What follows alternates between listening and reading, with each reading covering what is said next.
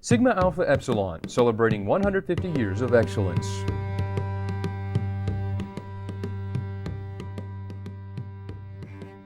We remember our heritage. We remember Judge Alfred K. Nippert.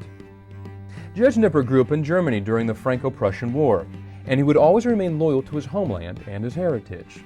But when he came to America as a boy, he attended public schools and learned to like American culture, even apple pie, he joked. He joined Ohio Epsilon in college, graduated in 1894, went off to law school, and eventually married the prominent Maud Gamble, heiress to one of America's great soap manufacturing families. Nippert was a prominent judge and later became an international dignitary of sorts, both before and after World War I. He served as eminent Supreme Archon from 1930 to 1932, but his biggest achievement came just before his top position in the fraternity.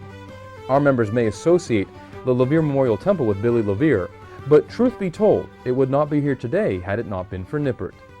He realized the challenge that lay before SAE when they wanted to erect the temple in LaVere's name. He dreamt big and knew what had to be done. Nippert stepped forward and became the chief financier of the project. But his ambition grew from what originally started as a painful loss. You see, Nippert's son, James, was also an SAE. A student at the University of Cincinnati, he loved football and played for the team. But during a game against rival Miami of Ohio, James was cleated and later died from blood poisoning.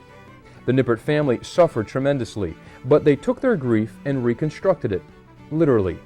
They provided the funding for a new football stadium, a new chapter house for Ohio Epsilon, and of course, the LaVere Memorial Temple. At the helm, Nippert served as the building committee chairman, and he was the type of man who wanted nothing less than the best of the best. He insisted upon it. It was not enough to have stained glass. It was necessary to have stained glass created by the studios of Louis C. Tiffany. It was not sufficient to have a water fountain. Each tile had to be handcrafted to fit the rest of the building. A mere door handle would not do.